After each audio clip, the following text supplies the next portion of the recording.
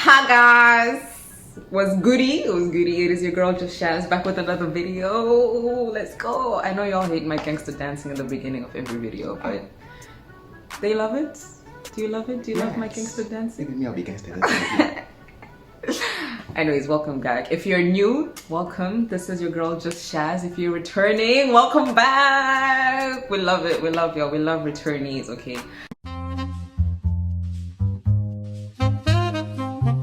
So today we have a guest. This is I don't know if I should let you introduce yourself. No? Okay. Well, this is my bro. This is the middle one. There's 3 of us in the family, so he's the middle one. Secretly the baby though. Yeah, secretly. I'm the last born, but he's more of the baby, to be honest. But yeah. But anyways, so today I am introducing a new segment on the Just Shaz channel, and it is called. Was that a drum roll? So not in sync. I was trying. We're gonna try that again. We are introducing a new channel, not a new channel, a new segment on the channel called Immersed. Anyways, it is called Immersed. So I'm gonna give you all the definition of immersed, and it's gonna be here, the spelling, immersed. The Google definition of immersed says relating to or characteristic of an aquatic plant reaching above the surface of the water. Poetic, eh? Another definition says standing out of or rising above a surface. Wow. This is when the shock is supposed to happen. But anyways, so immersed is going to be, the aim is to have conversations rooted in discomfort, but bringing them up and rising above a surface beyond our comfort. Hey. So, moral of the story, Immersed will be a segment on the Just Shaz channel, and we'll have guest appearances. We might just have sit-downs of me, myself, and I, but it'll be conversations or like topics of interest. So today our topic is myths about the American dream. I don't know what that was. Was that a high five up top? Okay. Well, today we're discussing myths about the American dream. So we're originally from Zimbabwe, but we've lived in Eswatini for the last 12 years. Right? So long. But we're both studying in the US, right? Let me ask you, when you were coming to the US, what were some things that excited you about coming to this country? Or that you had heard in the streets, or that people had said, "Oh my goodness, you're going to America? Whoa!" Yes. What expectations did you have about this country before? I know it's a long time ago, but it is a while ago. It is. You know, in relation with this American dream business. Yes. I think everyone was excited for US because they're like, opportunities. I'm like, yeah. And so I think, I enjoyed psychology, and so studying psych was what I was going for. So I guess there was excitement for that. But you know, people were out there like, once you make it there, you've made it. And now I'm here, I'm like, I'm not making it. Have I really? Is this what making it feels like? Am I the drama? I am the drama. Right. So yeah, no, the excitement people had about coming to the US, and you know what? There's some good founding in it. You know, there's good experiences that we've had here, sure. What about when you went back? Like, let's say it was after like your freshman year or second year, and you went back like home. Did you have people asking, so like how was the US? Like, were there any expectations of a certain kind of response when you were asked that question? They all expected me to sound different.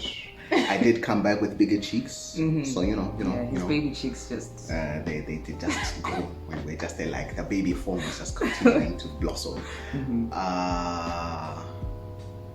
What can I say? Yeah, no, there was the people were looking for differences. So I think if you look for differences, you're gonna find them. You'll find them. So you know, people were there looking like, what's different about this one now? And I'm like, nothing. They were like, you sound different. I'm like, I don't. They're like, you eat different. I'm like, I don't. I still sound the same. It's like you breathe different. I'm like, it's the same oxygen, guys. It's okay. So I think people had the expectations. when you come back and you just there like, no, I just went to read some books and came back. I think a lot of people expected me to come back with an iPhone. For some reason, everyone back home thinks that once you go to the US, when you come back, you have to have an iPhone. And I was like, I came back with a whole Android. I think I had a Samsung when I left, and then when I got there, I got a Huawei. And then Huawei. I have to put the name at the bottom here. Huawei. Then I came back with a Huawei, and everyone was like, not an Apple? Like, but you were in America. And I'm like, but I'm not a huge Apple fan, so it just, But other expectations, I think I didn't really realize. I mean, my own expectations going, he's trying to sneak up to see what questions I want to ask him. Look at this. Before I left, I think the expectations I had, because I'm the youngest of three, I already had seen and heard stories from you guys saying that it's really not all that. So I was already like cushioned to be like, it's really not gonna be the best thing. So I think my expectations going were just like, it's gonna be what you make it. But coming back was the problem. Because after my first semester freshman year, I came back and we went to church and everyone was like, oh, Tsitsi, welcome back. How is America? And everyone would be like having a big smile on their face. And they all expected me to respond and be like, it was amazing, guys. I did not want to come back to this country. People were really shocked because my answer was like, it was okay. I really wanted to come home. And they were like, really? Why would you want to come back here? Like you were all the way in America, exactly. And I'm like, for the food, and they're like, but it is America. Is the food not like the best? And I was like, guys, the food in the US is really, it's can't tell you enough how trashy it is. Like the good food in America is actually 90% not even American. It's really 92. Not. Yeah, right? More like 92%. Yeah. It's more Don't of the... quote us on this. Do not. There's no just know that the great food in the US is just international cuisine. So people were just genuinely surprised. And I felt bad because I really didn't want to seem like unappreciative of the opportunity to even be in the US. But yeah. One of the other things is that people really think once you're in America, you're rich. You're now loaded. You're now just chop my money day in, day out. What have been your experiences with that? With people thinking, have you had that experience of people thinking you're just rich? All of it? It's kind of a double edge, that one. While you're working on a college campus, this is not for everyone, I guess also. Yes. While I was working on a college campus, let me say, I was comfortable because I didn't have to pay for much. The food was already there. You go to the cafeteria, you eat.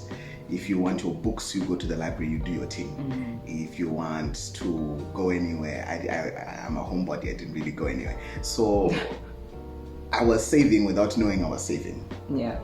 So I didn't really need to spend too much money on anything really, other than just making sure you're kept alive and doing the things you need to do at the school.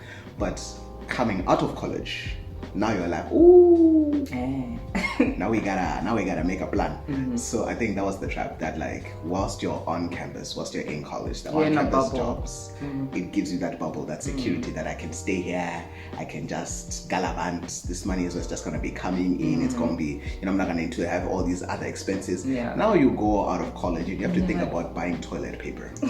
And you really have to stop yourself and be like, guys, I never knew this was so essential until now. Cut down on my dumps.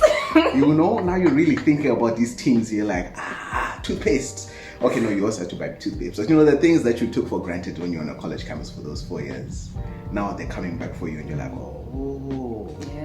adulting. Yeah, no. And you're like, they can take it back. I don't want it. I don't want it. Yeah, no. Receipt, please. Yeah, people really assumed that we have all the money in the world now. I mean, in retrospect, the exchange rate is nice. Every time we went home, it would be nice. It would life would definitely be a lot cheaper, because right now the dollar is 14.5 rand. So it's good, because imagine $10 is already 145 rand. That is quite right. It's quite a significant amount. But yeah, $10.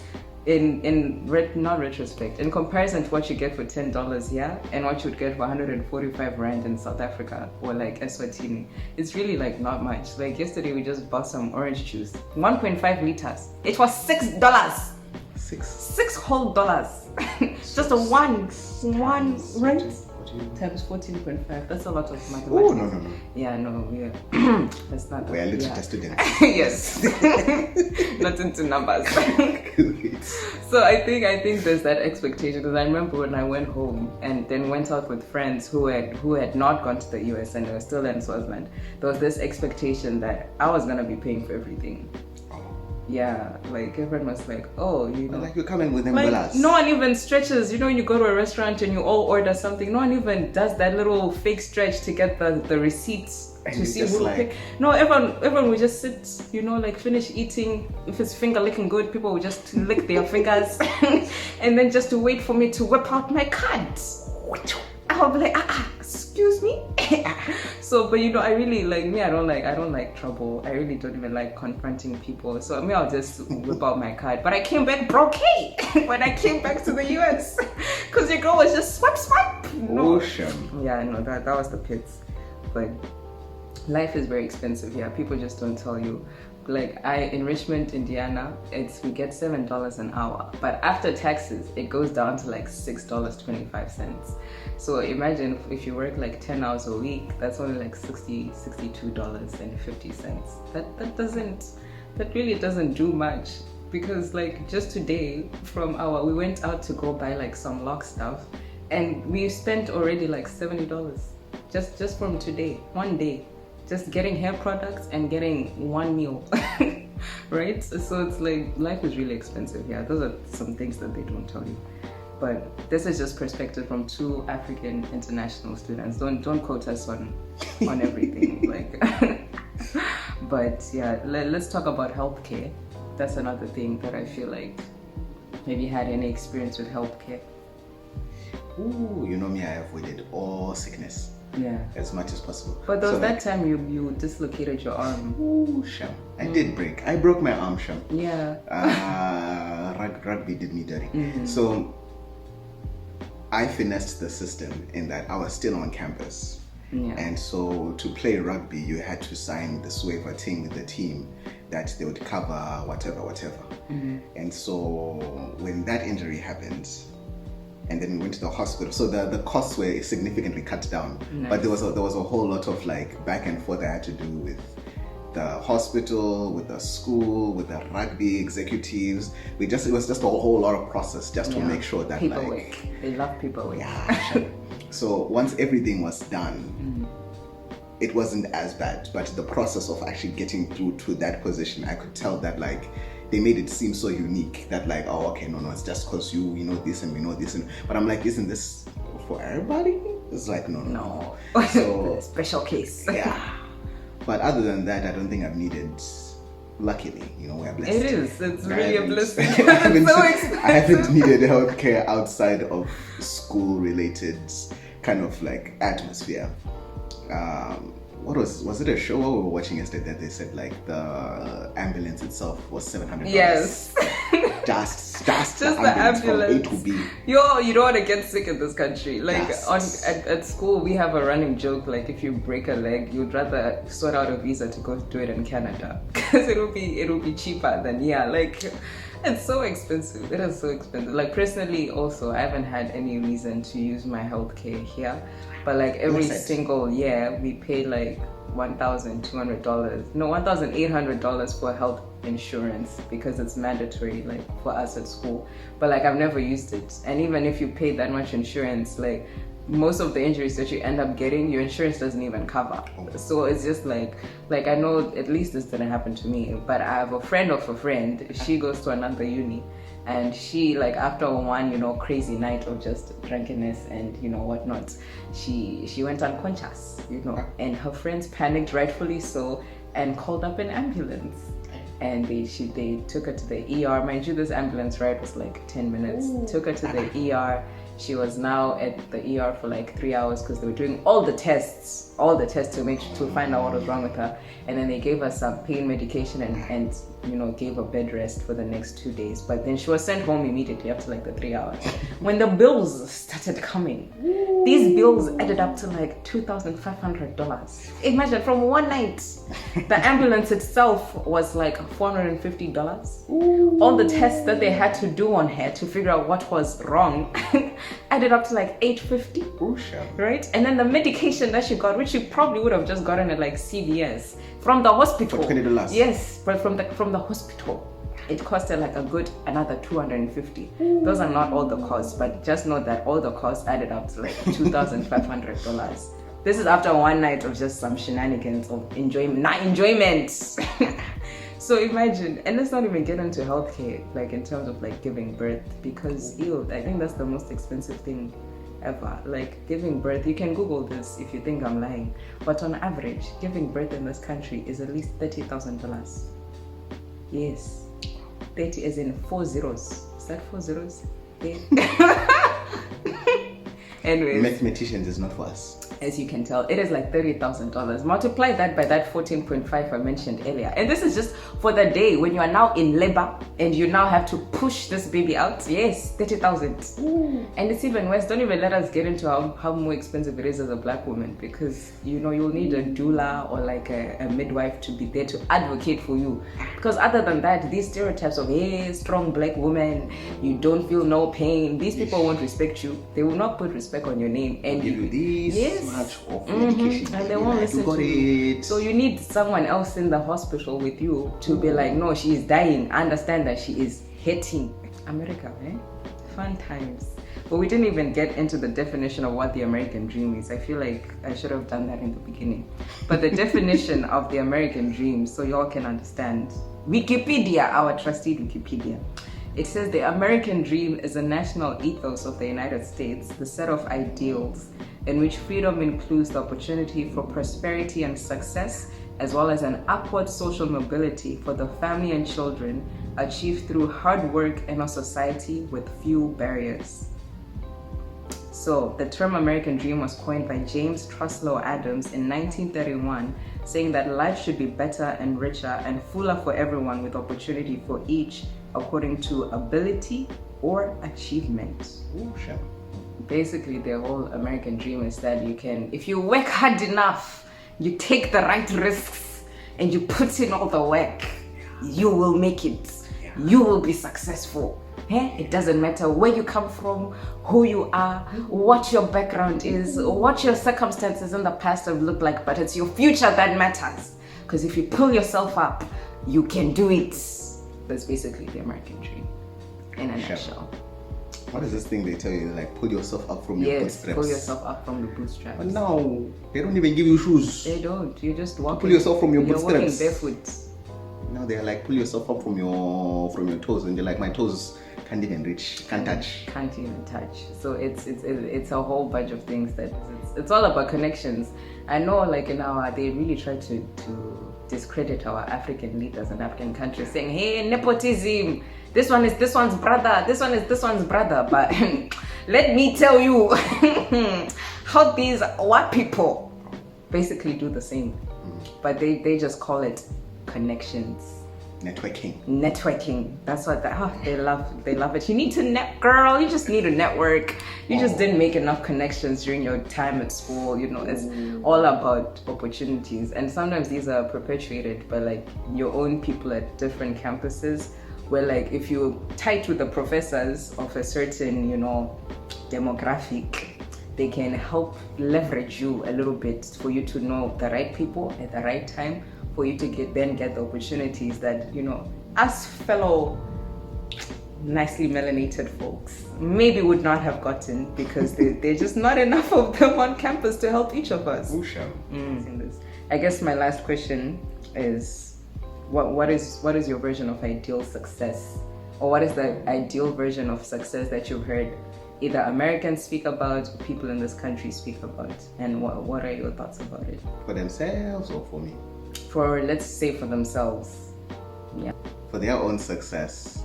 Well, I'm mixing my ideas, because I know American dream success is different. Because that one is the generic, what is this? One house with 2 stories, 2 dogs, 2 kids, picket fence, the little yard. You're having a good time. But even then, I'm just like, ooh, that doesn't sound too exciting. But it sounds okay. It's not like big dream kind of vibes. Yeah. Success, I think at this point, everything is so monetized that success looks like having enough to never want or to never not get what you want, if that makes sense. So I think success now looks, from the ones that I've talked to, it's very much financially guided, and I guess it makes sense because now everything is so monetary, money. you know, monetized, monetary focused. Yeah. That you forget that like the whole purpose of everything is not the physical, or it's not the money, it's the value within, you know, one another. But you forget that in just like your definitions of success, you know, it's about those connections, those networks we're making fun of, but the actual friendships and connections you make, that's the real value. But success is now defined by the monetary one, unfortunately. Very unfortunate. In my job hunting, one of the like things, we had like a round table conversation about what success looks like, and this was coming from like a CEO dude, and he was like, yeah, just remember that you're an undergraduate applying for entry-level positions, so you're not gonna get like a corner office from the get-go, you know, like these are expectations. And he really spoke about this as like, that's the epitome of success, you having this corner office. And to me it just sounded so bad, because I was like, a corner office, they rarely ever have windows.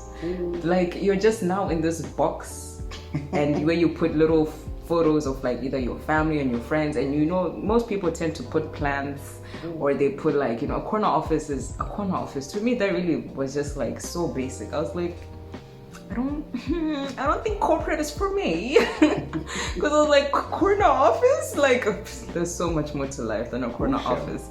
But like, most of the time when you hear about the American dream, people talk about like either like working the 9 to 5, making like over $70,000. Even that, saying $70,000 a year, that's even like small money for some people. But you know, having a proper job, 9 to 5, $70,000 a year. But then like, when you look at it, you barely ever have vacation days, and like what you just working. Modern day slavery. You're really just working hard for low pay half the time. And that's just the system that it is.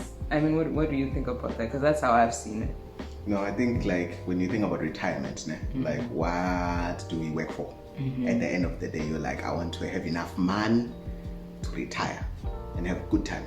But then more and more you see that retirement age is moving. You don't really have time to actually sit down and stop working. Like, by the time you're done paying off all the debts that you must pay off. That's another thing, debts. By the time you finally settle down, you finally have everything where you think, all right, now I can finally rest and relax and sleep on my money bed, whatever it is. You know, at that point, you are already like 92 years old, and you're just like, I truly want to do this anyway. Yes. All these monies, they don't mean anything. So I think like the idea of retirement, once we go there, then we can start reconstructing what success looks like. Because you're like, what am I working towards? You know, if I'm working towards like a comfortable, you know, you do want to be comfortable when you retire. Like, you don't want to work anymore and just sitting and you're like, I'm good. But like, even then, when do you want to stop working? Maybe that's the new question. That's a real question. Because no one ever asks, when do you want to stop working? And you're like, never. And you're like, no, but there should be a time when you stop working. Because we're not meant to work forever. And the real question is, were we even ever meant to work? Yeah, this was just us sharing a few thoughts, and this was the very first episode of Immersed. There'll be more coming. I'm super excited for this segment, guys. Like, yeah, so make sure you drop a comment if you're an international student also studying in the US. Like, let us know what your experience has been in, like, you know, battling or like navigating through these so-called myths of the American dream and what you've encountered. And even if you're not in the US and you just want to know what it's been like being in America, like, also like drop your comments with some questions. Like, we'll be happy to like answer those. So yeah, thank you guys so much. This has been fun. Thank you, first guest of the segment. Super exciting. But yeah, you guys know what to do. Make sure you like, you subscribe, and do where are you pointing at? I'm imagining you have the like over there, subscribe over there, and the comments over here. Wow, yes, well, we will try to navigate all of that. But yeah, guys, thank you for watching. We'll catch you guys in the next video. Peace and love. Mwah.